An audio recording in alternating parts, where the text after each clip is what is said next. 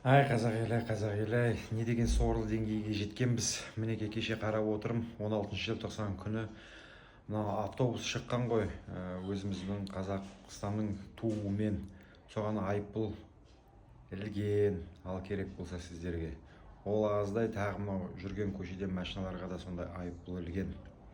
Сонда не біз қандай деңгейге жеттік. Өзіміздің елімізді, өзіміздің туымызды алып жүре алмасақ.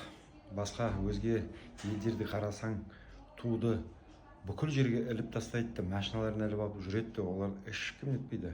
Билік білемін сіздерді қорқып отырғандарыңды.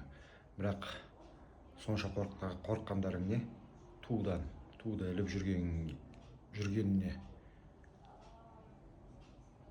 Керісінше патриоттық сезімді оятпайсыңдар ма қазақтардан?